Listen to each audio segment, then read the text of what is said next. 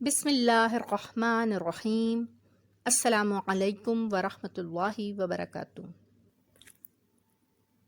ضاد زبر ضا، را زبر را، ضرا، با زبر با، ضربا، وقفاً ضرب۔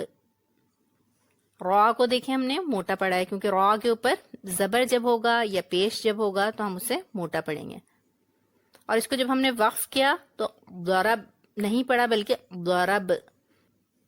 حروف قلقلہ جو ہوتے ہیں جب ہم وہاں پر وقف کرتے ہیں تو وہاں پر قلقلہ کیا جاتا ہے، آواز ٹکرا کر پھر واپس آتی ہے، ضرب۔ اسی طرح یہاں پہ دیکھیں، با، جیم، دال، دال، دال، یہاں سب جگہ پر ہمیں قلقلہ کرنا ہے۔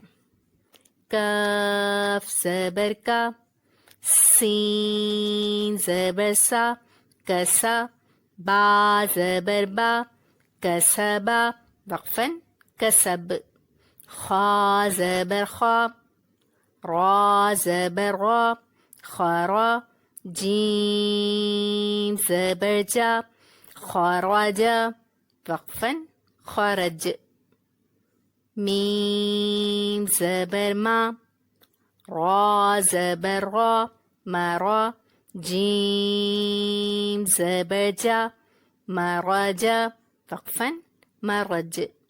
حا زبر حا، سین زبر سا، حسا، دال زبر دا، حسدا، وقفاً حسد۔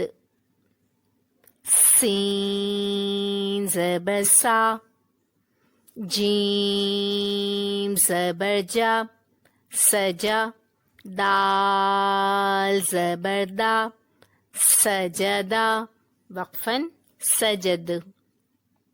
شین زبر شا، را زبر را، شرا، حا زبر حا، شرحا، وقفاً شرح۔ خا زبر خا، تا زبر تا، خطا، میم زبر ما، ختما، وقفاً ختم۔ وا زبر وا، لام زبر لا، ولا، دال زبر دا، ولدا، وقفاً ولد۔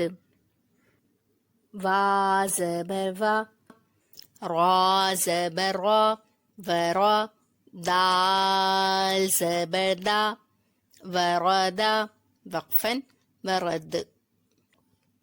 فا زبر فا، را زبر را، فرا، ضاد زبر ضا، فردا، وقفاً فرد۔ فا زبر فا، طا زبر طا، فطا، را زبر را، فطرا، وقفاً فطر۔